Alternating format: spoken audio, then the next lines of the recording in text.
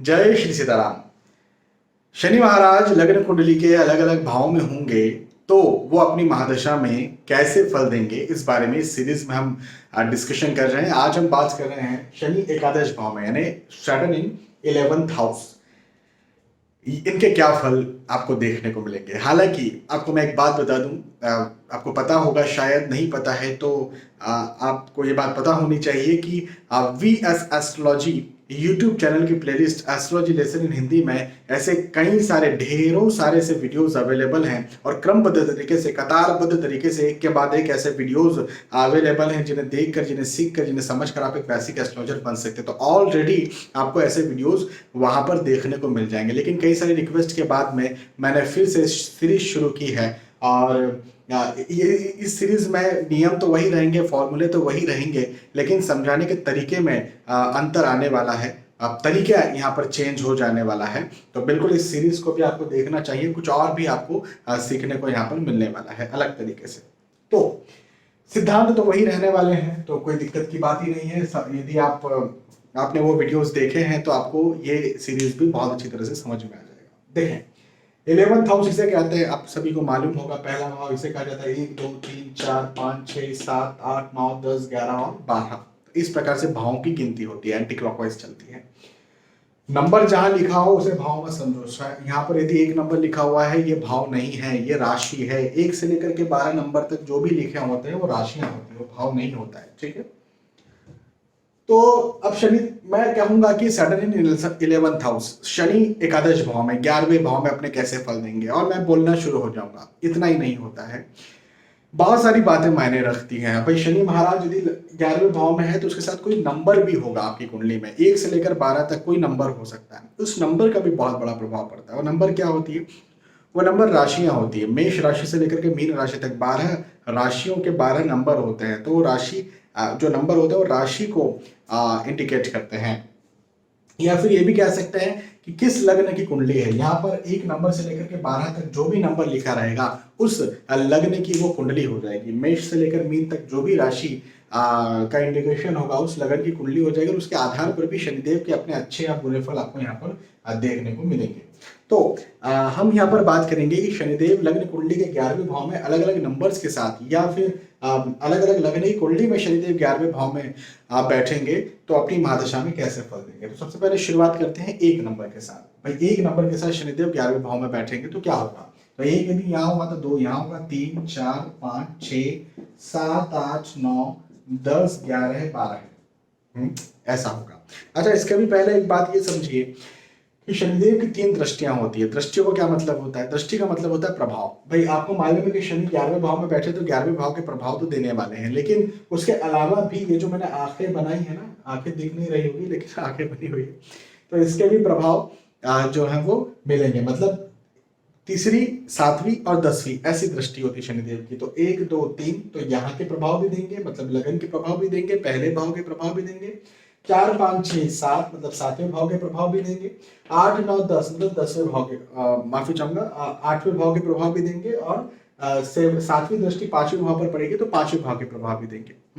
ठीक है। तो शनि महाराज की 3 दृष्टियां होती, 3री 7वीं और 10वीं। पहले भाव के प्रभाव, 5वें भाव के प्रभाव, 8वें भाव के प्रभाव देंगे। और 11वें भाव में तो बैठे ही हैं तो वहां के प्रभाव तो देंगे ही देंगे। ठीक है। और 11वें भाव को बोलते क्या है? 11वां भाव किस चीज के लिए होता है? तो 11th हाउस जो होता है, 11वां भाव कुंडली का जो होता है वो आपके लाभ का होता है। लाभ, लाभ मतलब आप जो भी पाते हैं, जैसे आपको इनकम मिली है ना, पैसा मिला, आय हुई है ना, उसका लाभ। आपकी प्रतिष्ठा हुई, उसका लाभ। आपकी इच्छा पूर्ति हुई। हाँ, आपकी कुछ इच्छाएं होती हैं, जब आप मेहनत करके वो चीज पा लेते हैं तो उनका लाभ। कई बार बिना मेहनत की भी बहुत सारी चीजें मिलती हैं। हाँ, आप किसी घर में रह रहे हैं, वो आपका नहीं, आपके पिताजी के पिताजी के पिताजी का है या आपके पिताजी का है, तो वो लाभ आपको मिला हुआ है। तो इस प्रकार के जो लाभ होते हैं ये 11th हाउस रिप्रेजेंट करता है। लेकिन छोटी मोटी बीमारियों का भी ये भाव होता है। छोटी बीमारी, छोटी मोटी कुछ ना कुछ चलती रहे। और साथ ही साथ छोटे, माफी चाहूंगा, बड़े भाई बहनों का भी भाव होता है। और आसपास का जो आपका सर्कल है, आपके फ्रेंड सर्कल है, उनका भी ये भाव माना जाता है। वैसे तो 11th हाउस जो है उसको बहुत अच्छा भाव नहीं कहते हैं, उसे बहुत अच्छा भाव नहीं माना जाता है। लेकिन फिर भी चूंकि लाभ वहां से मिलता है, इनकम आए, पैसा प्रतिष्ठा मिलता है, इस वजह से इसे कुछ हद तक ठीक मान लिया जाता है। तो अच्छा, अच्छा भाव क्यों नहीं माना जाता, ये भी मन में सवाल आता है। तो एक भावात भाव नियम होता है, उसके अकॉर्डिंग 11वां भाव जो है छठवें भाव का छठवां भाव होता है। छठवां भाव कौन सा है, ये। तो छठवें भाव से छठवां भाव गिनेंगे तो क्या होगा, यदि मान के चले इसे लगन मान लेते हैं तो 1 2 3 4 5 6, तो छठे का छठा 11वां भाव होता है। और यदि ऐसा होगा तो वो रोगों को देने का काम करेगा, है ना, कई बार शत्रुओं को भी पैदा करने का काम करेगा, इस वजह से इसे अच्छा भाव नहीं माना जाता। लेकिन फिर भी लाभ भी देता है, आय भी देता है, इनकम भी देता है, तो ठीक है। तो 1 नंबर के साथ शनिदेव बैठेंगे, आते हैं अपने टॉपिक पर वापस। तो फिर क्या यहाँ पर फल देखने को मिलेगा महादशा में, तो देखो 1 नंबर के साथ शनिदेव हो जाते हैं नीच राशि के। अब नीच राशि के यदि कोई ग्रह हो गए हैं तो क्या होगा, निसंदेह उसके खराबी फल देखने को आपको मिलेंगे। तो आय, इनकम, पैसे में कमी देखने को मिलेगी। ऐसा इंसान बिजनेस बिल्कुल भी नहीं कर सकता है, बिजनेस की सलाह मैं बिल्कुल भी नहीं देता हूं ऐसी स्थिति में, ऐसी अवस्था में। साथ ही साथ कई बार ये होता है कि फ्रेंड सर्कल से या भाई बहनों से नहीं बनती है, या फिर संकोची स्वभाव हो जाता है। हाँ, बात करने में संकोच आता है, उतनी अच्छे से बात नहीं इंसान कर पाता है। संतान प्राप्ति में डिले होता है, देरी होती है। साथ ही साथ चिंता, तनाव, एंजाइटी की स्थितियां भी जो है वो देखने को मिलती है व्यक्ति को। तो ये भी एक बात है। तो इच्छा पूर्ति समय पर नहीं होती, डिले या देरी के साथ होती है। नौकरी ही ऐसा व्यक्ति कर पाता है, नौकरी में ही ऐसे इंसान को उन्नति देखने को मिल सकती है। यहाँ पर शनिदेव के लिए उपाय जरूर करना चाहिए, शनिदेव का मंत्र करना चाहिए, ओम शं शनिश्चराय नमः। ये मंत्र करेंगे तो ही शनिदेव अपने खराब फलों में कमी कर सकते हैं, अन्यथा अपने खराब फल ही शनि महाराज देंगे। तो ये अच्छी बात नहीं है 1 नंबर के साथ शनिदेव 11वें भाव में बैठेंगे तो हेल्थ इश्यू, छोटी मोटी बीमारियां भी हो सकती हैं। अब 2 नंबर के साथ बैठेंगे 7 8 9 10 11। अभी क्या हुआ 2 नंबर के साथ, वैसे तो 2 नंबर वृषभ राशि है और वृषभ राशि के स्वामी शुक्र होते हैं, तो इसे हम कहेंगे कि भाई मित्र राशि में शनिदेव बैठे हुए हैं। लेकिन एक चीज ये भी देखना पड़ेगी कि कुंडली कौन से लगन की है। तो कुंडली जो है वो कर्क लगन की है। कर्क लगन मतलब चंद्र महाराज की कुंडली है। हाँ, तो चंद्र महाराज की कुंडली में शनि महाराज अष्टम भाव के स्वामी हैं, तो अष्टम भाव के स्वामी होकर के लाभ भाव में बैठे हैं। तो ये जब तक व्यक्ति या तो पार्टनरशिप में काम ना करें या फिर जब तक शादी ना करें, उसके पहले वो इंसान का भाग्योदय होता ही नहीं है। शनि की महादशा में मान के चले कोई इंसान है जिसकी शादी नहीं हुई या पार्टनरशिप में वो इंसान काम नहीं कर रहा है, तो वो बोलेगा मुझे लाभ होता ही नहीं, मुझे डिले ही होता है, देरी होती है, नौकरी में स्टेबल रह ही नहीं पा रहा हूँ, बिजनेस में तो लॉस ही हो जा रहा है, बीमारियां मुझे हुए जा रही है, शत्रु मेरे बने जा रहे हैं। इस प्रकार की स्थिति उसे पैदा होती है। लेकिन जब उसकी शादी हो जाती है, पति या पत्नी के आने के बाद में वो इंसान बोलता है मेरा तो भाग्योदय हो गया, जब से शादी हुई तब से मेरे लाभ में उन्नति हुई। क्यों? क्योंकि पति या पत्नी का स्वामी भी जो है लाभ भाव पर जाकर के बैठा हुआ है। तो ये स्थिति जो है शादी के पहले तो परेशान करती है, शादी के बाद में ये बहुत भाग्य में वृद्धि करा देती है। तो मैं हमेशा ये बात कहता हूँ, ऐसी स्थिति में यदि कोई व्यक्ति मेरे पास आता है और उसकी उम्र यदि शादी लायक होती है, 28 29 30 31 इस साल के 25 साल के ऊपर किसी की उम्र होती है, तो मैं कहता हूँ भैया आप परेशानी होते रहोगे तो बेहतर ये है कि कुंडली मिलान करके शादी कर लो, ताकि शादी के बाद में आपके भाग्य में वृद्धि होगी। शादी के पहले तो इंसान परेशान ही रहेगा और चिंता तनाव में ही रहेगा। 2 नंबर के साथ अब 3 नंबर की बात करेंगे। 3 4 5 6 7 8 9 10 11।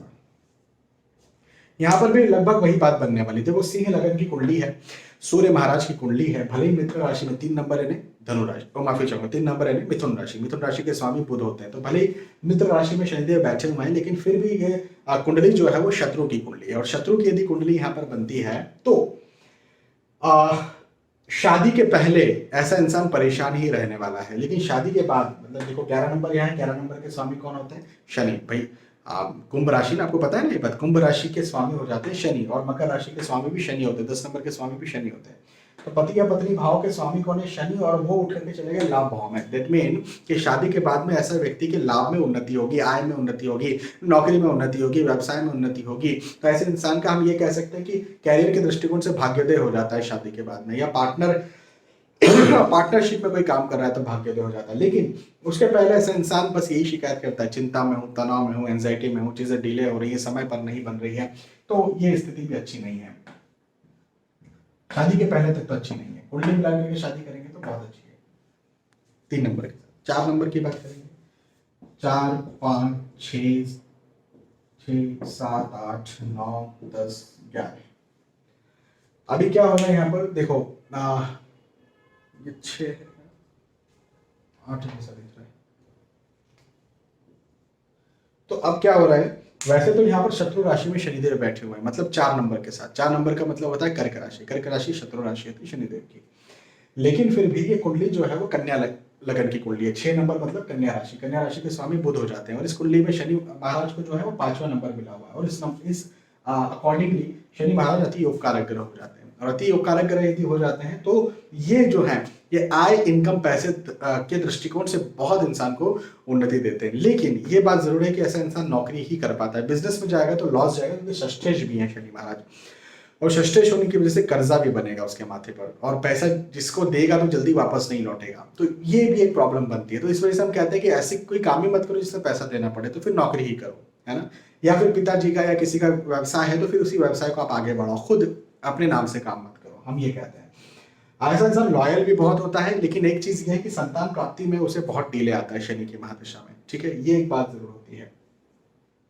तो नौकरी के आय के दृष्टिकोण और इच्छा पूर्ति उसकी होती है, लेकिन नौकरी में, बिजनेस में जाएगा तो उसे लॉस जाएगा, ठीक है।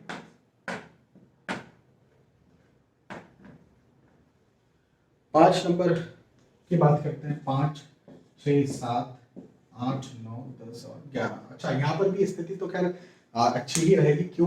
क्योंकि भले ही सिंह राशि, मतलब 5 नंबर यानी सिंह राशि होता है, तो सिंह राशि के साथ में भले ही शनि महाराज बैठे हुए हैं, लेकिन ये तुला लगन की कुंडली है। तुला लगन मतलब कि शुक्र महाराज की कुंडली है, और फिर पंचम भाव और फिर सुख भाव मतलब चतुर्थ भाव के स्थान जो है शनि देवता को प्राप्त है।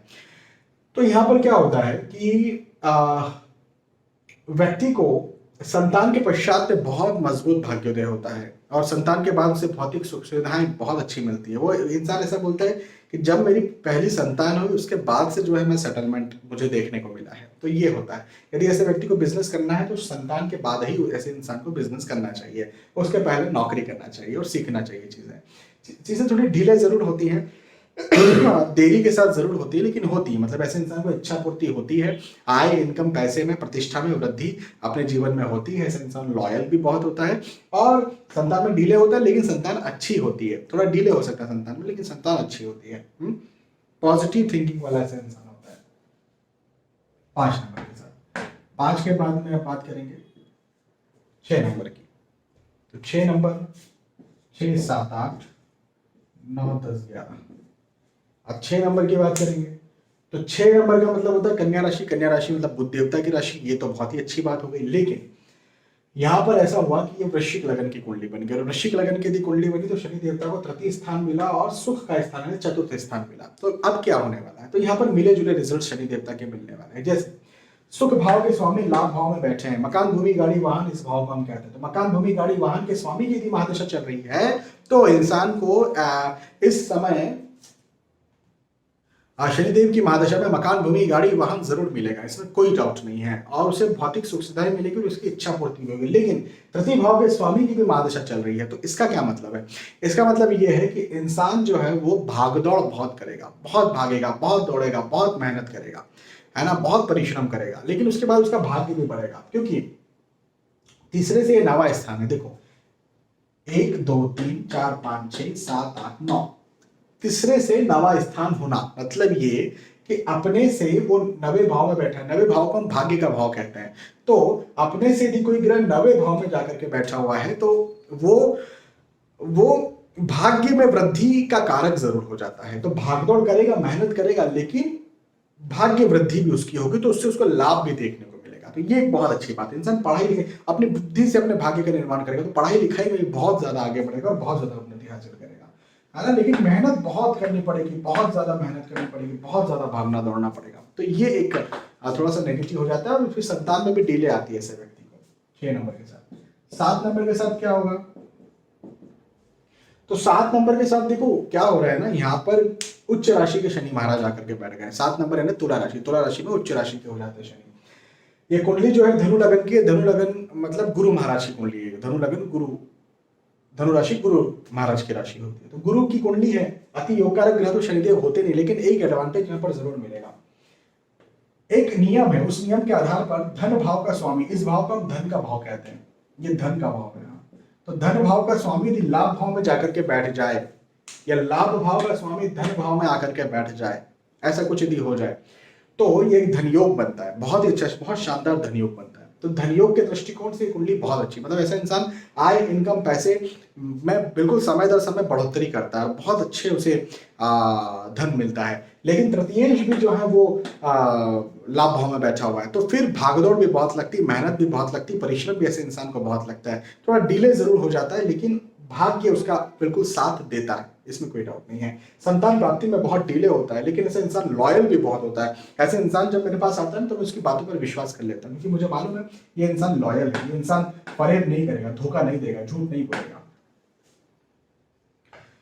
8 नंबर के साथ 8, 9, 10, 11, यहाँ पर भी स्थिति तो देखो वैसी ही बन रही है, धन का स्वामी लाभ में आकर के बैठ रहा है। पहली बात। दूसरी बात, लग्नेश है 10 नंबर, यानी यहाँ पर मकर लगन होगा, तो मकर लगन की कुंडली, तो लग्नेश लाभ भाव में बैठ रहा है, भाई ये बहुत अच्छी स्थिति है। ऐसी स्थिति में शनि महाराज जो है धन भी देंगे, लाभ भी देंगे, प्रतिष्ठा भी देंगे, सम्मान भी देंगे, आय में तो वृद्धि करेंगे, कैरियर में भी बहुत ज्यादा वृद्धि करेंगे, पढ़ाई लिखाई के दृष्टिकोण से भी बहुत उन्नत बनाएंगे व्यक्ति को। थोड़ा सा संतान में डिले हो सकता है, लेकिन बहुत अच्छी संतान देंगे, पॉजिटिव थिंकिंग वाला व्यक्ति देंगे, स्वास्थ्य के दृष्टिकोण से अच्छा बनाएंगे, मतलब बहुत अच्छा है। थोड़ा सा गुस्से ऐसा इंसान हो सकता है, क्योंकि मंगल की राशि में बैठे ना शनि महाराज, तो गुस्सा जो है वो आ सकता है, जल्दी से शॉर्ट टेम्पर्ड हो सकता है, लेकिन लॉयल होगा ऐसा इंसान। बहुत अच्छी स्थिति है आपके साथ, गुस्से पर कंट्रोल रखना है बस, एक बात है। शनि महाराज 9 नंबर के साथ बैठेंगे, तो ये भी देखो यहां पर थोड़ी सी चीज गड़बड़ हुई है। लग्नेश लाभ भाव में बैठे, ये बात सही है, तो इंसान को लाभ मिलना चाहिए, आय मिलना चाहिए, लेकिन द्वादश भाव के स्वामी भी लाभ भाव में बैठे, अब ये थोड़ी सी गड़बड़ बात हो गई। तो इसमें क्या होता है कि इसको खर्च भाव हम कहते हैं, खर्चे का भाव कहते हैं, एक्सपेंडिचर्स, और इसको इनकम का भाव कहते हैं, है ना। तो खर्चे का स्वामी इनकम है, मतलब चोर को तिजोरी की चाबी दे दी, मतलब पैसा गया। तो इसने लग्नेश ने लाभ में बैठा, मतलब कि इसको 100 रुपया मिलेगा, 1000 रुपया मिलेगा, लेकिन द्वादश खर्चे ने लाभ भाव में बैठा, दैट मीन कि वो 1000 मिलेगा लेकिन चले जाएगा। तो ये ऐसा कुछ यहाँ पर सिस्टम रहता है कि मिलता भी है और जाता भी है, बचता नहीं है, मतलब कमी कुछ नहीं रहेगी लेकिन बचेगा भी कुछ नहीं। हाँ, तो ये वाला हिसाब थोड़ा सा यहाँ पर रहता है, तो उसको मैं बहुत अच्छा नहीं मानता हूँ, लेकिन कुछ लोग बहुत अच्छा भी मानते हैं। कुछ लोग कहते हैं अरे जिंदगी में आए हैं तो जिएंगे नहीं तो क्या करेंगे, ठीक है, ये एक अलग फिलोसॉफी है। लेकिन कुछ लोग कहते हैं भाई आप जिंदगी में आए, अपने बच्चों को पैदा कर रहे हो, शादी कर रहे हो, तो उनके लिए कुछ रखोगे कि नहीं रखोगे, भाई उनको आपने ही तो पैदा करा है, आपने तो, मेरी फिलोसॉफी है ये कि यदि हम बच्चों को पैदा कर रहे हैं, है ना, यदि हम किसी से शादी कर रहे हैं तो हमारा उनके प्रति भी दायित्व एक बन जाता है। और यदि बन जाता है तो बच्चों ने तो बोला नहीं था कि हमें पैदा करो, आपने एक बच्चा पैदा किया, 2 बच्चे पैदा किए, तो अब आपका फर्ज तो कम से कम ये है, बच्चे कुछ भी करें बड़े होकर के, आपका फर्ज तो कम से कम ये है कि आप उनकी अच्छी शिक्षा, आप उनकी अच्छी सेहत, उनके अच्छे स्वास्थ्य, इवन अपने अच्छे स्वास्थ्य के लिए इतना पैसा जमा करके रखें जो कि आपको भविष्य में इमरजेंसी के वक्त में ज्यादा काम आए। तो ऐसी स्थिति में बचत तो करना ही चाहिए। कुछ लोग की अलग फिलोसॉफी होती है, पता नहीं कल हम मर गए तो क्या होगा, आज ही एंजॉय कर लो, तो उस फिलोसॉफी से, या कई बार वो फिलोसॉफी नहीं भी हो तो भी ना चाहते हुए भी ऐसे इंसान के पास बचता नहीं है, तो वो एक नेगेटिविटी यहाँ पर आ जाती है। हालांकि ऐसे इंसान लॉयल बहुत होता है, संतान में डिले भी जरूर हो जाता है, संतान प्राप्ति में। नॉन 10, मैं एक्चुअली बचत वाली फिलोसॉफी का हूँ। मैं ये मानता हूँ कि बचत इंसान को करना चाहिए, आज इंजॉय करो, करना चाहिए, मैं ये भी नहीं कह रहा हूँ कि आज इंजॉय नहीं करना चाहिए, लेकिन एक अपना कुछ हिस्सा जो है वो हिस्सा निकाल करके कल के लिए रखना चाहिए। वो आपके धन में भी होगा, वो आपके दूसरी प्लानिंग्स भी आप करते हैं उसमें भी होगा, है ना। तो आपके स्वास्थ्य के लिए हो सकता है, आपके फ्यूचर के लिए, आपके रिटायरमेंट के लिए, आपके बच्चों के लिए, उनकी पढ़ाई के लिए, उनकी शादी के लिए, तो ये रखना चाहिए। मेरी फिलोसॉफी ये है, और मैं ये नहीं कह रहा हूँ कि मेरी फिलोसॉफी सब कुछ है, एज एन एस्ट्रोलॉजर बात नहीं कर रहा हूँ मैं। चल, तो अब यहाँ पर क्या हुआ, तो यहाँ पर भी लगभग तो वही बात बन करके आई है कि द्वादश भाव के स्वामी जो है वो लाभ भाव में बैठे हैं, लेकिन लाभ भाव के स्वामी भी लाभ भाव में बैठे हैं, तो लाभ भाव के स्वामी मतलब 10 नंबर के स्वामी 10 नंबर अपनी खुद की राशि में बैठे हैं, मकर राशि के स्वामी मकर राशि के स्वामी ही है शनि, है ना, वहीं पर बैठे हुए। तो लाभ तो होगा, आय तो होगी, इनकम तो होगी, लेकिन वही बात होगी खर्चा भी होगा, तो पैसा रुकेगा नहीं, वो वाली बात है। ऐसा इंसान लॉयल बहुत होगा, ईमानदार बहुत होगा, संतान प्राप्ति में उसे डिले आएगा, देरी आएगी, ये बात सही है, लेकिन चिंता तनाव भी करने वाला व्यक्ति होगा, ऐसा चिंता तनाव जल्दी से करेगा, संकोची स्वभाव का ऐसा व्यक्ति हो सकता है।